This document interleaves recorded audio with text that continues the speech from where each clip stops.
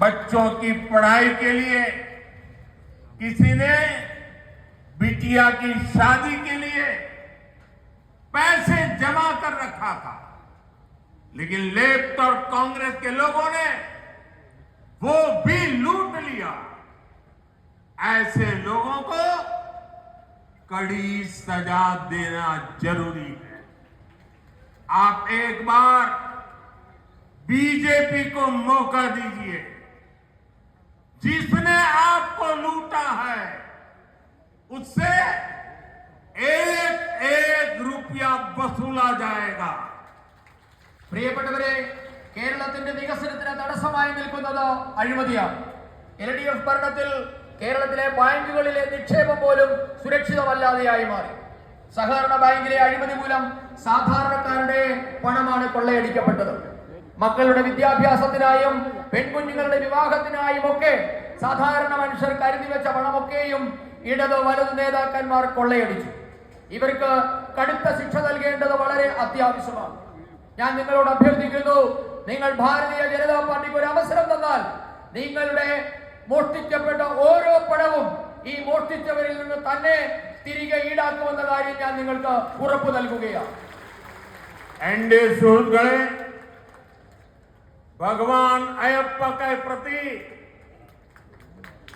पूरे देश के लोगों की, हम सबकी अगाध आस्था है।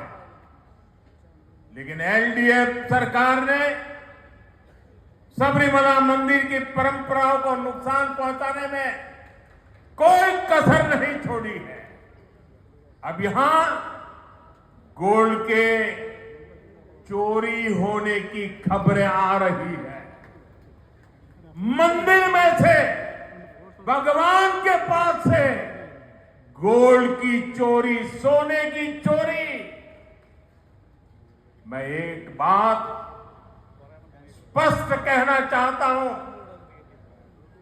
यहां बीजेपी सरकार बनते ही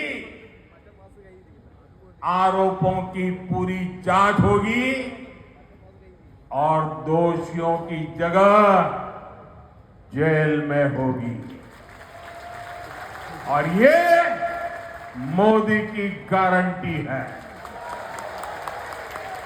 പ്രിയപ്പെട്ടവരെ, രാജ്യം മുഴുവൻ മാത്രമല്ല, നമുക്കെല്ലാവർക്കും ഭഗവാൻ അയ്യപ്പനോട് ഈ രാജ്യം മുഴുവൻ അഗാധമായ ഭക്തിയും വിശ്വാസവുമാണുള്ളത്. എന്നാൽ ശബരിമലയുടെ ഈ മഹത്തായ പാരമ്പര്യത്തെ, വിശ്വാസത്തെ തകർക്കാൻ കിട്ടിയ ഒരവസരവും പാഴാക്കാത്തവരാണ് ഇന്ന് കേരളം ഭരിക്കുന്ന ഇടതുമുന്നണി സർക്കാർ. ഇപ്പോൾ ശബരിമലയിൽ നിന്നും സ്വർണ്ണക്കൊള്ളയുടെ വാർത്ത പുറത്തു വരികയാണ്. ഒരു കാര്യം ഞാൻ വ്യക്തമാക്കാൻ ആഗ്രഹിക്കുന്നു, ഭാരതീയ ജനതാ പാർട്ടി കേരളത്തിൽ സർക്കാർ ഉണ്ടാക്കും. അങ്ങനെ ഭാരതീയ ജനതാ പാർട്ടിയുടെ സർക്കാർ ഉണ്ടായാൽ മുഴുവൻ ആരോപണങ്ങളെ കുറിച്ചും നാം അന്വേഷണം നടത്തും. ഇപ്പോൾ ആരോപണ വിധേയരായിട്ടുള്ള മുഴുവൻ ആൾക്കാരും അവരുടെ വാസം ഇനി മുതൽ ജയിലിലാകുമെന്ന കാര്യവും ഞാൻ ഉറപ്പു പറയുകയാണ്.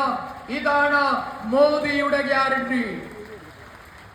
एनडीए सुहृदगणे, मैं आपको कांग्रेस से भी सावधान करने आया हूं। कांग्रेस के पास विकास का कोई एजेंडा नहीं है।